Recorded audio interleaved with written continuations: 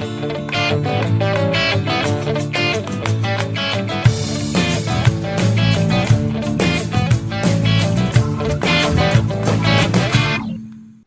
and welcome to the Movie Bunker Podcast interview episode. Hi, Chris. Hello, it's me, Chris. Yeah, I got to keep the intro the same. And I know. I was listening to today, and I'm like, we sound insane. Like, pretending we're just bumping into each other when we're chatting. So yeah, let's just let people in, like they just walked in. Like, imagine walking into a pub and seeing an interesting conversation happen on the table in front of you. Yeah. You wouldn't necessarily expect it to start with, "Hi, my name's Matt." I know, but I guess you're not in a pub. But I suppose if you want people to sort of just come in and join us, I've got a glass. Tink, tink. Oh, against the plastic, that really works. Chink. I'll pack your peanuts, girl. Now. Oh, I tell you about peanuts. Well, it's not about peanuts; it's about pork scratchings. Just before we go on it, before we go into it, because I don't know. I like a snack, like a pub snack, or a snack just at home. Not necessarily in a pub, but a takeaway snack. Let's just say, like a like a snack. A snack. Well, we were at a farmer's, like a market out in the south whilst we were camping a few weeks ago, and we made the mistake of walking past a stall and stopping, and it was a guy selling like really expensive handmade beef jerky and pork scratchings, and there were all these lovely flavors. And my wife and I stopped and we looked, and the kids were there, and we looked, and then a guy came over and went, "Oh no, guys, do you want to try? Do you want to try?" And we tried, and it gets to the point where he goes, "Well, do you want any then?" And sort of my wife looked at me and said, "I'm not making the decision to say 10." So in the end, I walked away with £10 worth of £10 worth of pork scratchings, and I thought to myself, I would never do that normally. And £10 worth of pork scratchings. You do get suckered into these things with these farm market, those. Yeah, you kind of stand there and you kind of go, "I've tried your food. It feels wrong to walk away without buying something now." Yeah. So I had a munch. I thought, these have got to last me, because there's no way I can't. Because normally these sort of things would just take a few days for me to ingest. Yeah. So it took about a week. £10 worth of pork scratchings. But anyway, as we were talking about pubs, I'm just thinking about them now. I would quite like to have a packet of barbecue flavoured pork scratchings. Anyway, films, yes. So you did an interview, Chris. I did. I had the pleasure of speaking to Richard from the Betamax Video Club Podcast. It's a really interesting podcast, which fantastic premise as well. Basically, he works his way through the 80s back catalogue of movies, and some of them, interestingly, he's never seen before. So he gets like a first take on something like, I know, Still Magnolias or something, and anything like Dirty Dancing. So it's going from the like Terminator to Dirty Dancing to anything and everything Gregory's Girl from that era, with a special guest. So it's a really cool podcast and a really good Instagram and Twitter feed as well, because there's always little nuggets of facts and things from those movies as they were released. Fantastic podcast. But we talked about Expendables 3. Wow. Yeah, and if you think about it, and I hadn't really put two and two together, but it is essentially an 80s movie wrapped up in, modern filmmaking processes, because it's a weird nostalgia fest, isn't it? Because like everyone in it is nostalgic, and that's the whole point, which I completely missed. Because I said, "Oh, what made you choose this film?" He goes, "Because it's a bit of a change from your 80s kind of vibe that you go down." He goes, "Well, yeah, but it's kind of all the 80s stars there, aren't they?" I was like, "Yeah." "Oh yeah." Oh. So it kind of double taked and thought, what a fantastic choice. But yeah, it's an interesting movie. We both have a lot to say about it. So enjoy the interview. Hello and welcome to the Movie Bunker Podcast. It's Chris, and today I'm delighted to be joined by Richard Nelson, who runs the nostalgia fest that is the Betamax Video Club Podcast. Hi Rich, and welcome to the Bunker. Thank you, Chris. Thanks for inviting me. It's good to be down underground for this one. very appropriate place to be. Yeah, for these certain films that we look at, there's only one place to be, and that is without daylight underground, so no one can see you watching them, I guess.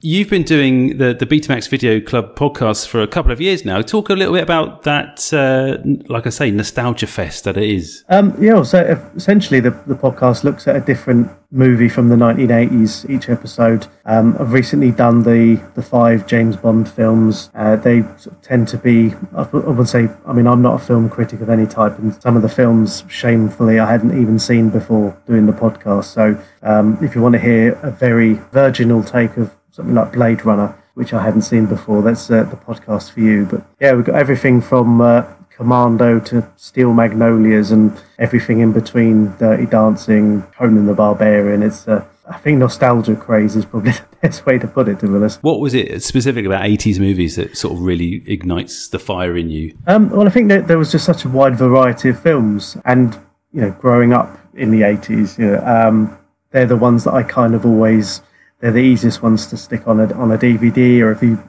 come across them on telly halfway through, you stick to the end. And I guess being a sort of young boy growing up watching, far too young, the sort of Schwarzenegger, Stallone action films, they're always great, but Bond as well. And kind of part of it was also the fact that because I've never been massively into horror films, there's kind of an incentive to go back and, as someone who's 40 odd, going back and watch these films that I missed at the time. I'd like to think that there's some slightly different alternative takes in there that people might not hear elsewhere. And mostly it's just an excuse to watch these films again and talk about them with people who generally feel the same. There aren't many films that I've done so far that I haven't completely ripped apart, say for the Garbage Pail Kids. But yeah, most of them I've enjoyed. Some of them I've had to look quite hard for positives, but just getting to watch them again with a slightly different eye has been great fun. And it's that even though I've done sort of 50 odd episodes already, there's still so many that I haven't even looked at yet. So yeah, there's a lot of fun to be had. Were there any movies that you were surprised by when you've gone and rewatched them, or as you say, watched them for the first time because you've missed them the first time around? Was there anything that surprised you that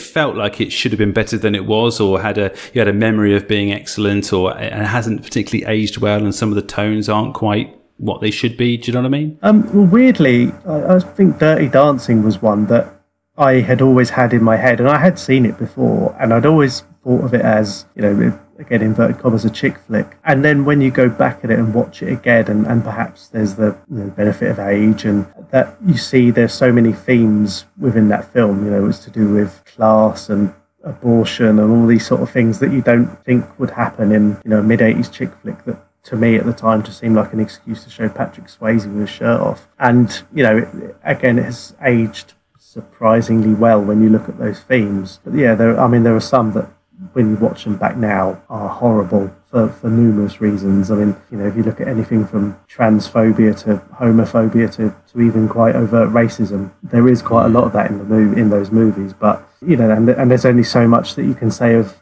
oh, well, that was normal at the time, because, most of that was unacceptable even then. Yeah, that's the thing. You kind of have a rose-tinted sort of hindsight view, I guess, of these films, and when you rewatch them again, you kind of think, oh, that was a bit, yeah. I remember watching Teen Wolf. Channel 5 put Teen Wolf on at a ridiculously early hour, which I thought actually that would be quite good, and then I was sat to watch it at like 3 o'clock on a Sunday afternoon, and the amount of homophobic sort of language used in that was shocking. And I thought, wow. So even the TV bosses who, would run the show, the programs, I guess, and pick films to put on would not have rewatched that to make sure that it was actually safe for consumption at that time and of the day. And yeah, it was pretty shocking to see how far, obviously for the right reasons, how far we've gone in terms of misogyny and all that sort of, all those issues that now is just completely unacceptable, but at the time was thought to be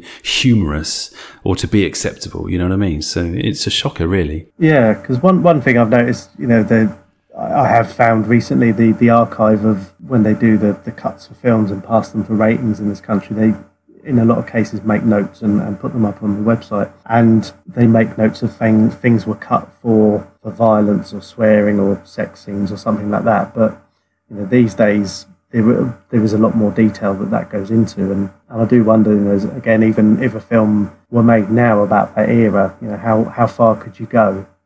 There's the fine line between being historically accurate and just being all that offensive. Because even when you watch there were 5 Bond films in the 80s, and I've gone through all of those, and you can see over the course of the decade how attitudes change, particularly around sex, AIDS, obviously becoming a big thing in the 80s. And sorry for bringing the whole tone down a little bit, but you can see over the course of those 5 films that things were generally taken a lot more sensitively and hopefully a bit more responsibly as well, to the fact that it got admitted to a little while ago, saying that they had to take AIDS into consideration when they were talking about James Bond and his rampant sex life. Because even he wouldn't be safe, to be honest. Yeah, he'd have been in a clinic years ago. He would have had some other issues, and AIDS is the least of his worries.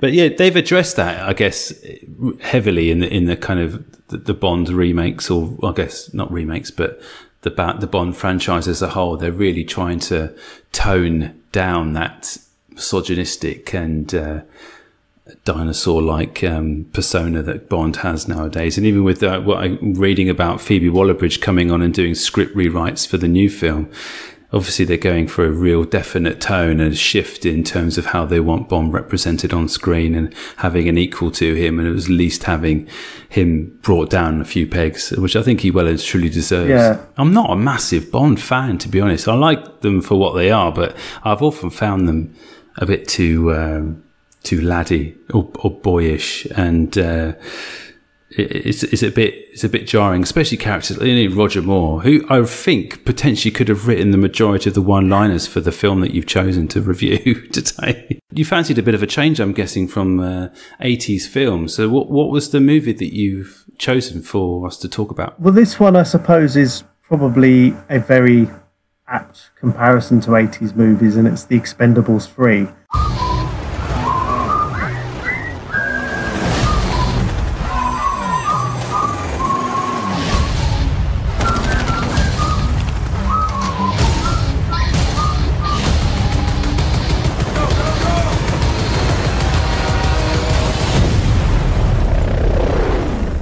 Great to have you back.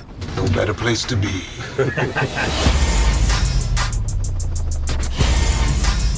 I can't be. We were close once. We started this whole Expendables thing together, but we had a falling out. What are you gonna do? Reload. Welcome to the 21st century. I could do that. Want to slip on a dress and give it a shot? This is it? This is your team? Short notice. Yeah, very short. Hey, Barney. You should have killed me while you had the chance. You want the kids? Come get them. You were stupid enough to get yourself into this space! We're the only ones crazy enough to get you out of it! Insane. Courageous, but insane.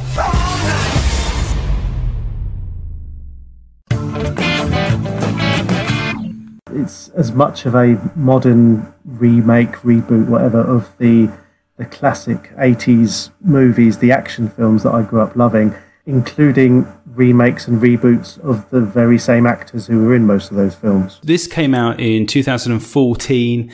I mean, looking at the cast is phenomenal. It didn't do particularly well critically, and that's obviously why we're talking about it, but it ticked a lot of boxes for a lot of people, because the physical money it took at the box office meant that I think this potentially this franchise could have run and run. But looking at the director, Patrick Hughes, who's not really done a great deal of movies as such. He's been involved in a couple of things, but this is kind of probably one of his biggest movies he's directed. Sylvester Stallone getting a heavy writer's credit for this, as well as probably being one of the main producers as well on this, and getting the ball rolling on this film in the first instance. And when you look back at the Expendables 1. But let's talk a bit about the cast. I mean, it's phenomenal, isn't it? It's strange because in the first film, there was very much a case of Stallone and getting the band back together, and there was always that scene in the first one where Stallone, Schwarzenegger and Bruce Willis were in one scene, which was, very short. The three of them were a lot more heavily involved in the second one, but it just seemed like they're always trying to up the ante. And in the second one, they added Van Damme and Chuck Norris. In this one, you've gone so far. You've got Harrison Ford, probably the most, in my world anyway, his Han Solo is Indiana Jones in this. You've also got, I suppose it's slightly more problematic, Mel Gibson at this point, when I suppose he would have been fairly difficult to cast in a lot of things. That was post his sort of videoed issues and unpleasant comments. Yeah, I know what you mean, but he's having a bit of a renaissance at the moment where he's diving into these really gritty, unpleasant roles at the moment. So this, I guess, might have been the kick started all that. But the plot of this movie is pretty basic. It's basically all action-led, as you would expect it to be. But the plot synopsis goes a bit like Barney, who's Sylvester Stallone's character, augments his team with new blood for a personal battle to take down Conrad Stonebanks, who's Mel Gibson we've just spoken about, the Expendables co-founder and notorious arms trader who is hell-bent on wiping out Barney and every single one of his associates. So it's kind of like a revenge kind of action movie where there's just lots of one-upmanship. But we talked about the cast a bit more, but Harrison Ford turns up towards the end. Is he in this? I can't remember where I see him at the beginning, but he kind of turns up and looks like he's filmed most of his shots sat down on a fake helicopter cockpit, right? He doesn't really interact with anybody face to face, does he? No, he has a very small meeting with Sylvester Stallone outside the hospital when Terry Crews had been shot. But again, that could have been done at the same time as he filmed his later scenes, because he was just mostly in a helicopter with Arnold Schwarzenegger and Jet Li. Yes. Again, just CGI helicopters flying around, insert random Russian state here. Yeah, God. I mean, Jason Statham returns as Lee Christmas. What a fantastic name. Arnold Schwarzenegger says, one thing I noticed reading out the cast list is their names, not their physical names, but their character names. So you've got Barney Ross, Lee Christmas, Drummer, Trench, Stonebanks, Doc, Gunner, Toll Road. And it all sounds like dodgy blokes' clothing lines, doesn't it? From something like Giacomo. Thorn, Galgo, Mars, Luna, Smiley. I mean, who writes these names? No one's called this in real life. They're the names that you see on the back of T-shirts on a stag tour, I think. Yes.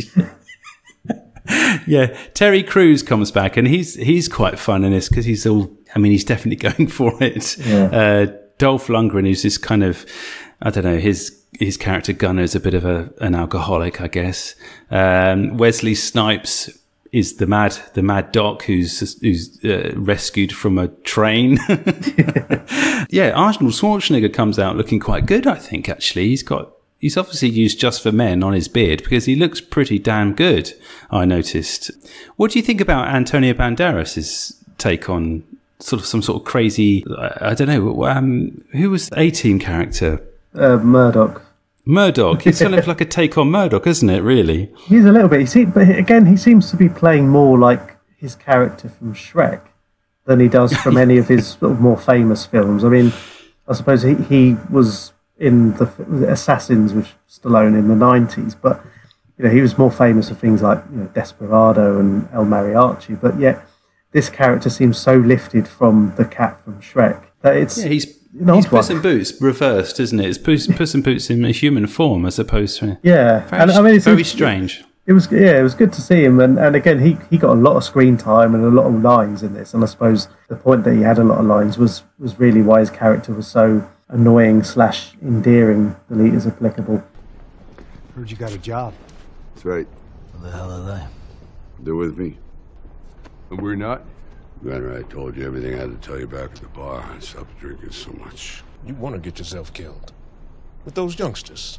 Do us all a favor and get the hell out of here. Wheels up in 10. Come on. Well, if you guys wanted to fight, why didn't they just get married? You're seriously smoking nuts to aviation fuel? Amateur. Amateur assholes. Who you calling asshole, Grandpa? Grandpa's about to crush your windpipe. What's this? Is your toy? Boy. You want to dance, big guy? Hey! It's just a job. Come on, let's go. Bunch of has-beens still trying to be hard. You're young and you're dumb.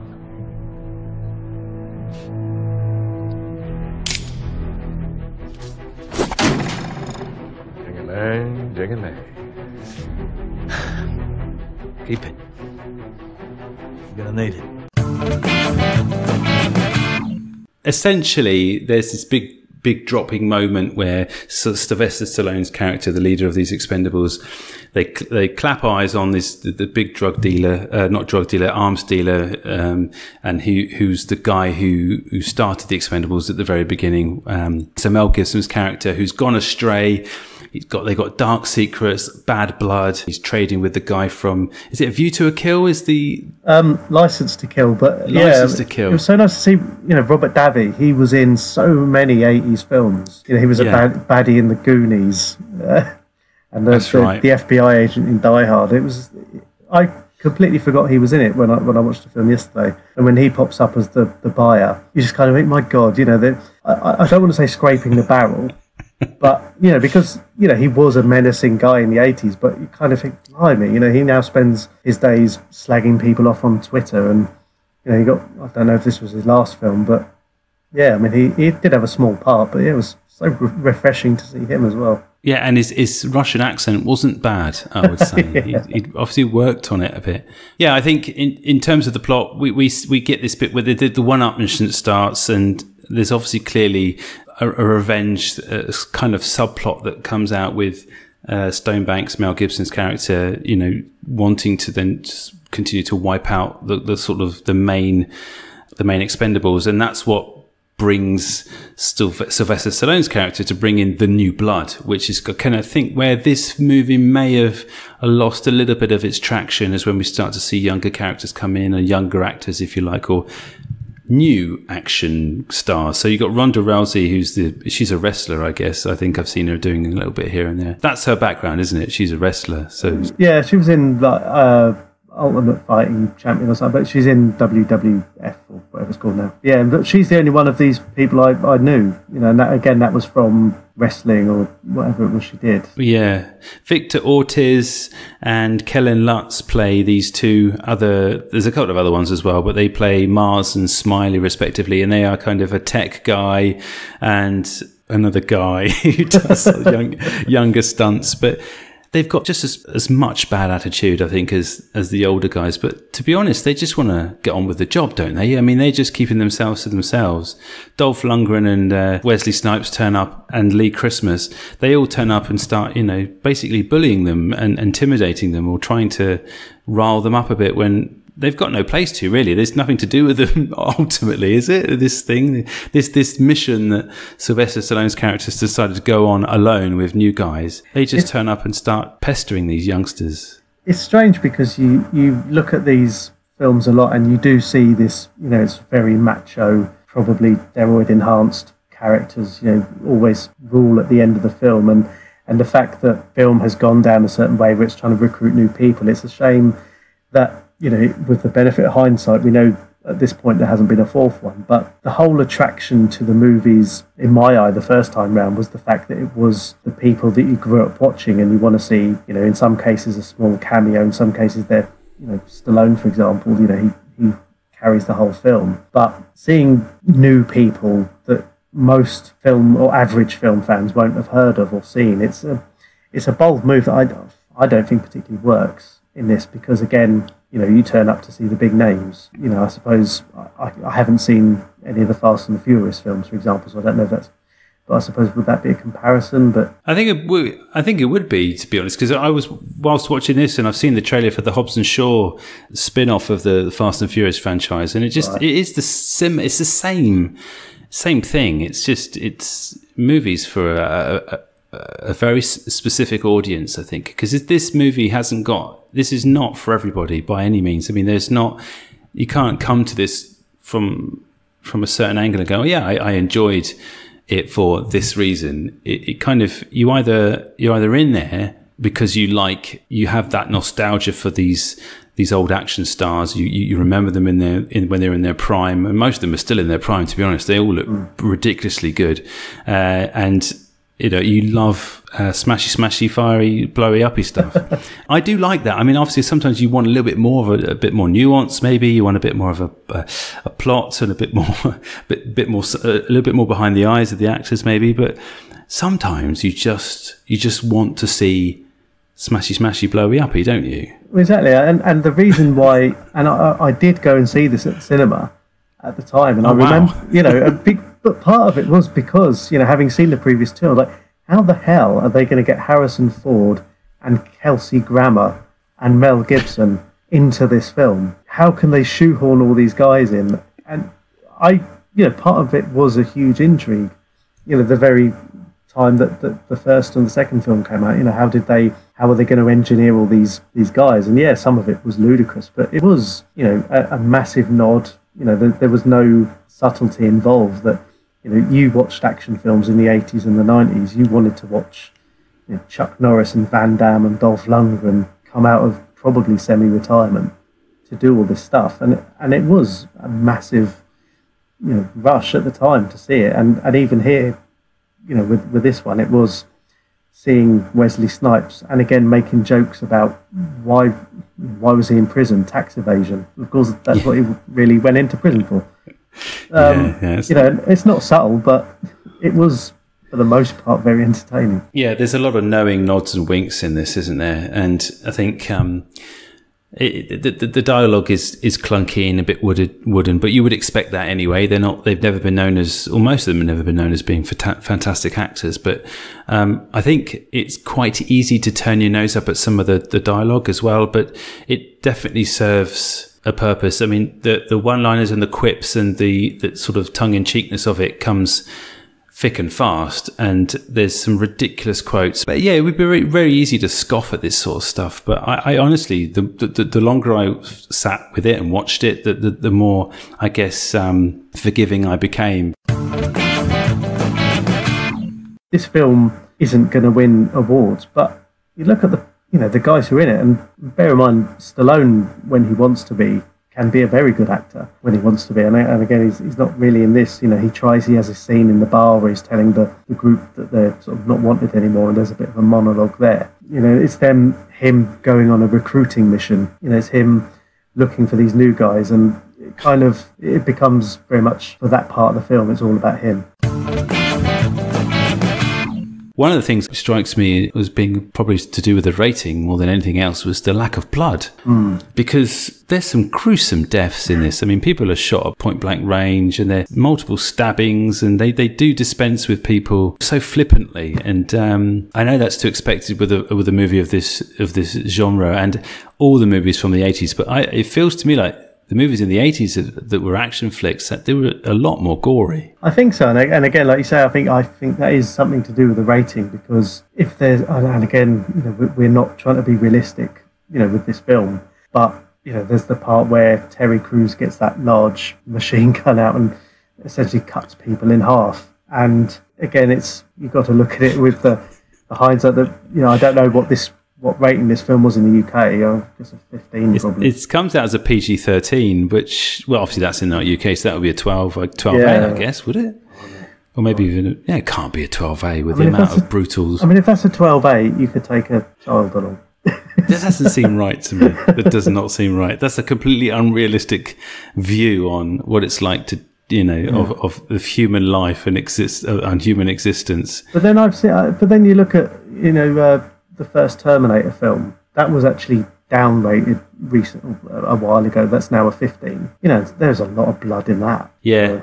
But I guess there's a science fiction element to that potentially makes it a little bit more digestible, whereas the action sequences are pretty impressive. And I guess what you would think, what you would expect from this, but they do ramp up and ramp up. There's the whole big, the last big set piece of the movie where they're in the building which is being demolished, and you just don't think that Sylvester Stallone's knees or any cartilage that you might have could physically sustain all the leaps and jumps and falls. They go to hell and back in this building as it's being torn to shreds by tanks and helicopters and everything else, and then he's left to fight right at the end, with Mel Gibson, Stonebanks' character, they had like a face-off on a one-on-one, but he's not done anything yet. So it was a really unfair fight. Sylvester's gone through multiple enemies, and then Mel Gibson turns up and basically almost wipes the floor with him, I guess. But you would expect that based on the fact that he hasn't done half the stuff that Sylvester Stallone's just done. It's like a computer game in that, with the whole boss level. What did you think of the action? I think it was entertaining. I mean, again, like you say, this is the third Expendables film. We've got to up the ante so many times. Some of the stuff in it was, even by an Expendables standard, was quite ludicrous. The whole part of, again, with the young kid riding the motorbike around the building as it was due to blow up, and doing all these, like, a cross between BMX and some sort of extreme parkour. It was very odd. It was just weird.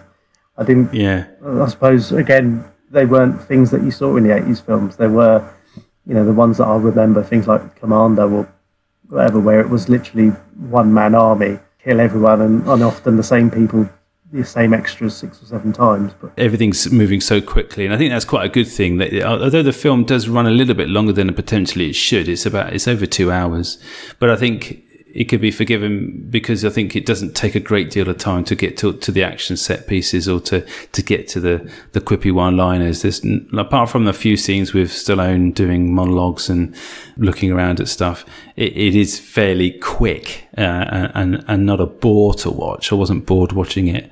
I felt like I could have been a little bit more drunk, but I think it definitely helps. And I don't know whether I don't know, I'd feel a bit weird saying it. It's sort of a chauvinistic or misogynist thing to say, or a sexist thing to say, rather, that only men can enjoy this type of movie. But I've got a feeling, I might be wrong, but I think it's probably true. Well, I mean, it would have to be. I mean, there's only one female character in here who has more than 1 or 2 lines, and I think, and I've made a note, and I don't know how accurate it is, that you didn't see a woman on screen at all for nearly half an hour.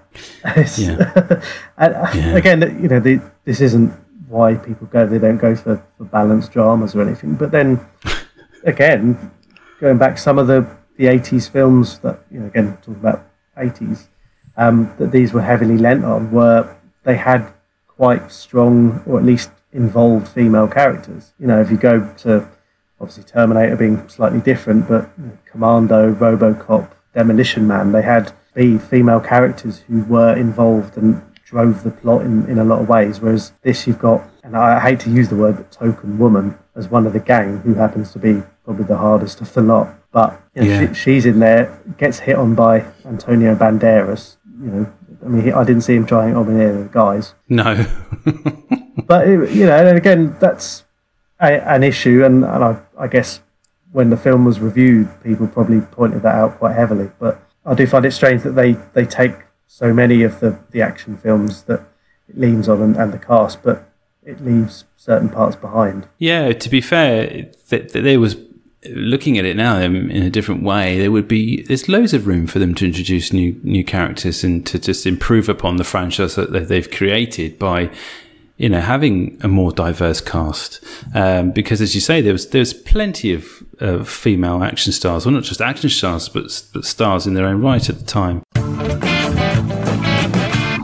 There's a fantastic stunt as well where Terry Crews's character rides the boat straight onto the back of the pickup truck. Yeah. In a very Escape from LA way. That similar scene happened, but with a motorbike. And I just think the odds of that happening or being able to pull off is almost impossible, but they always seem to be able to do it. Plan it just right. I don't know how much of these films are done sort of with practical stunts or with CGI, but I mean, the fact that someone has thought of that in the first place, but if they've done that practically, that's incredible.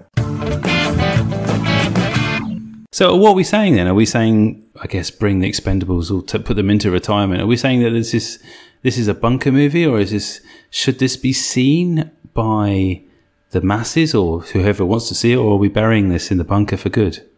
I think there's enough in it for, again, it's kind of a curiosity for a lot of people, seeing how, again, it is, being attracted by the names on the poster and the fact that maybe most of the names should have belonged on posters from sort of 30 years before make a big difference. But while I didn't particularly enjoy or like the whole emphasis on the younger characters, you can see why they were doing it. It just didn't work. But how do you shoehorn Frasier and Sideshow Bob into a film with Arnold Schwarzenegger and Dolph Lundgren? It's watching it again. Yes, there were parts of it you kind of tart and think, oh my God, this is ridiculous. But it was because it was looking at the people who were in it. I'm not looking much further than that, but it held enough for me to go back and think, you know what, it was amusing, it was fun, and yeah, there was a heavy emphasis on nostalgia. But then that's kind of what this series of films is after anyway. And maybe we are getting into that whole idea and the whole marketing, but you know what? It knows what it's trying to do, and yeah, it delivers. You've got Mel Gibson fighting Sylvester Stallone in a building that's about to explode. What more do you want? You get a hard pass anyway because as a special guest, we always let the guest movies remain in the open world because that's just courtesy. but I agree with everything you've just said, and I would have quite easily 6 months to a year ago have poo-pooed this movie and have said it's dog crap without even probably giving it another look at, because I watched it once, thought it was fine, and then thought I wouldn't recommend it to anyone. But now seeing it again and doing the podcast and seeing some of the dirge over the last 12 months, this is almost Citizen Kane compared to a lot of the other films we've done. But to be honest with you, if there's an Expendables 4, I'd be interested to see who's in it. Who else can they bring out from the 80s? Who's left? Steven Seagal, maybe. But they probably would steer clear of him because isn't he a bit of a tosser? Yeah, but I mean, they said that about Mel Gibson, didn't they? That's true. Maybe he can redeem himself in the next few months. Yeah, he's going to do something really good. I'm trying to think about good 80s action stars, or not just 80s action stars. I mean, you'd have to start digging down the B and the C list, I think, wouldn't you? But I think you would, wouldn't you? God, Molly Ringwald. Oh God, I'd pay to see that. Molly Ringwald in the Expendables. There'd be a female-led version of this would have Molly Ringwald front and centre, I think. Yeah, but I know they'd probably try and cast Bill Cosby as well. Oh, God. I went there. Yeah. Brilliant. Anyway, it's been fantastic to go into this, a deep dive into the Expendables 3. I've really enjoyed it. What's next for you on the Betamax Video Club podcast? Well, I'm hoping that I've got a short break coming up in between seasons, but I'll be coming back with perhaps one of the iconic 80s action films, action-ish, Predator. Schwarzenegger is best. I mean, I guess that people think that as an action film. I mean, having rewatched it quite recently, that's bordering on sci-fi thriller itself, but that film is probably, it's in my top 5. It's an amazing movie. I love it so much. It's so brilliant. There's so much to it that, again, because there's an element, it's not just action. There is a hunter and a hunted element. There's the science fiction around the fact it's an alien from another world, and it's just, for me, again, top film. I'll be going everywhere. Gregory's Girl, not far away as well. Desperately Seeking close. Susan. From Predator to Gregory's Girl. Yeah, I try not to stick to the same theme, so I've got all the Bond ones out the way now. I'm still putting off doing the Star Wars ones because I know that if I make one mistake, I'll be jumped upon. Where can we find you online, and where's your podcast and bits and pieces? So podcast is it's available on anywhere you get podcasts: Apple, Spotify, Acast. Also on Twitter at Betamax Pod. I'm on Facebook, Instagram as well. Usually posting old pictures of James Bond or Superman or Star Wars or something like that. So if it's getting in between me plugging the next episode about the Burbs or something like that, then you'll find plenty of old movie videos and clips and bits and bobs. So it's not just a podcast, but there's plenty of other bits for people as well. Well, thanks again, Richard, and we'll have you on again soon to pick another, 80s, but not 80s kind of... Non-80s one that will, maybe I'll break your rule and get one that we'll have to stick in a bunker. Well, It's brimming. It's too much. We've got too many. We're trying to get rid of the movies. Oh, okay. I've got plenty of those. Well, thanks again, Richard. Thank you, Chris. If we were to draw a graph of my process, of my method, something like this. Sir Ian, action. Wizard, you shall not pass! Cut! Sir Ian.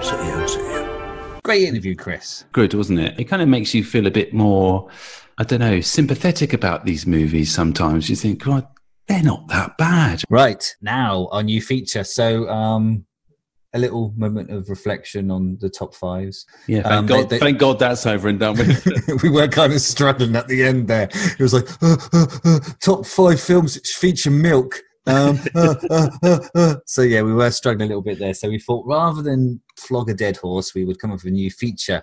And this week is the first of our new feature. The new feature is called The Pitch. Here's the jingle.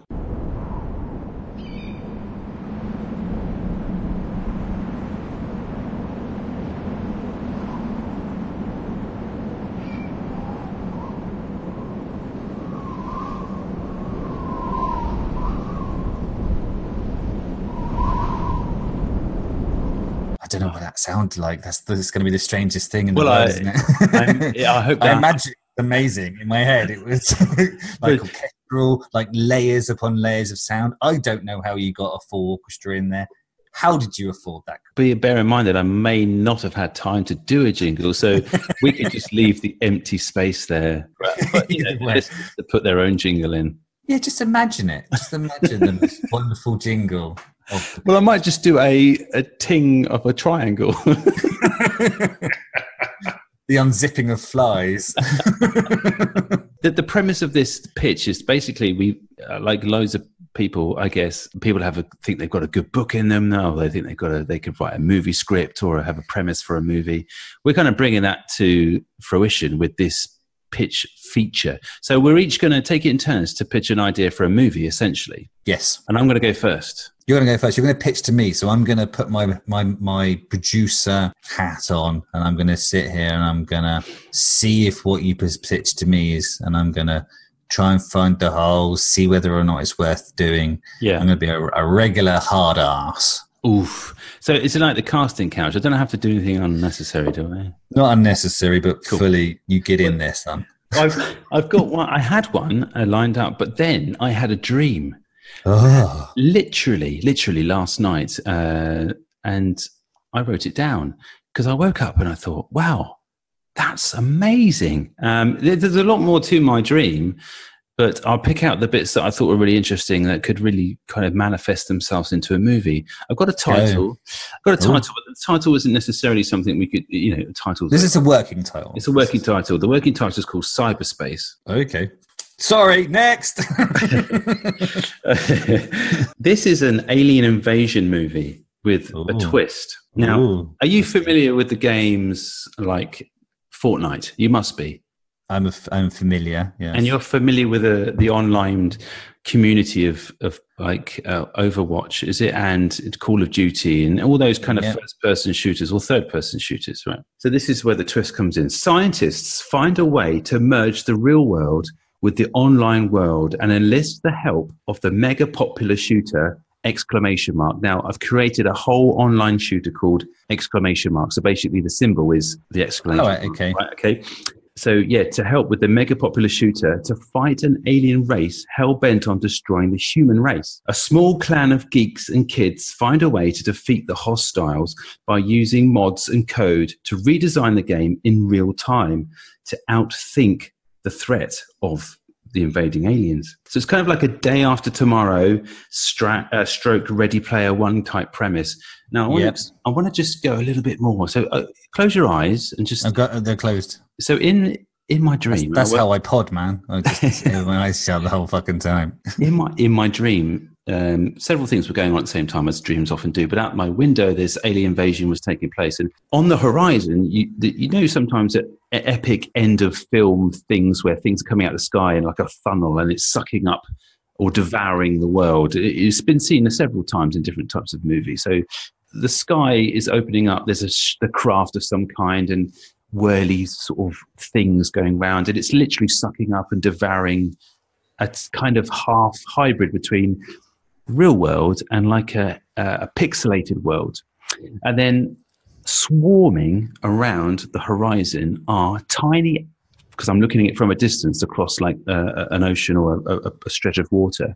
You're explaining perspective to me. I like it. Yeah, and I can see millions and millions of little pixelated avatars with their little avatar names. You know when you play an online game and you get your little who's who on the top? Yeah. So name badge. Yeah, and your name badges are on the top, and they're being brought in on these kind of buses and aircraft carriers, and they're all being, all jumping off the back to fight what I presume to be aliens and this threat that's devouring the horizon. And this is going on in the distance, and I'm having another like more sort of home issue going on. This is the dream. So basically, it's the end of the world. So I woke up with that in my mind. I thought, that's a fantastic idea that, this thing happens in real world. And whilst this is happening, the scientists have, in whatever way, shape or form, have found a way to harness the arsenal that is in the cyberspace or the online world of guns and stuff, and they've merged the two worlds together. And they basically, this game is massive. It's the same as Fortnite essentially in Overwatch, and so hundreds and thousands and millions of people are playing it all the time. And then it's like the world go out and say, we need your best gamers. So you can imagine. So are the people aware that they're fighting an alien force? It's like a call to arms. So this is kind of or like. Are they just playing the game and they just happen to be fighting an alien force at the same time? No. They are. It's like a call to arms. So the government or the world leaders and scientists that have devised a way to help combat the alien race, because the human race is not doing a very good job. We're losing, and yet. They're able to merge these two. I don't know how there's a MacGuffin, okay, and I don't know what there's got to be a MacGuffin, yeah. So they find a way to do it, and so instead of a war room, you've got one of those online arenas where these kids go, or adults go, and they have these tournaments, don't they? So that would be like the war room, but then 8-year-olds are jumping on their consoles and joining in the fight, and you've got this clan. Originally, this clan were basically going to go finalists in like this online games tournament. And so they are a bunch of misfit kids. So that's your human element. You've got youngsters, old people, an old fat guy with a ponytail, and they're all online buddies. They don't know each other. They only speak to each other through this game, and they are the ones that find and harness a way to outwit the aliens as they learn about how we're defeating them by redesign. So what vibe are we going with? Are we going with an Amblin? Is this kind of Goonies, or are we looking more sort of dark Stranger Things kind of mood? Both. Both. Okay. Wow. Hedging perspectives there. There is kind of harkings there of Ender's Game. Yeah, and Ready Player One, but weirdly, I think Ready Player One.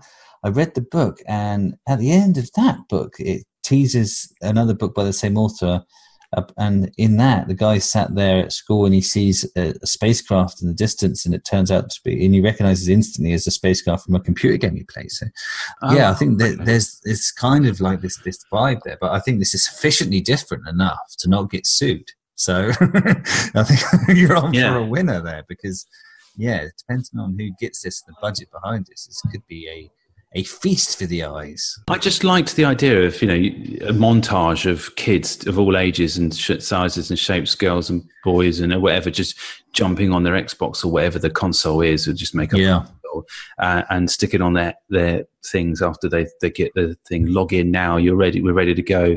And everyone gets a cache of weapons that the game have developed and put into the game, so everyone can just run and start shooting these aliens to bring down this threat. And obviously they win and save the day, but without sort of sacrifices here and there and everywhere.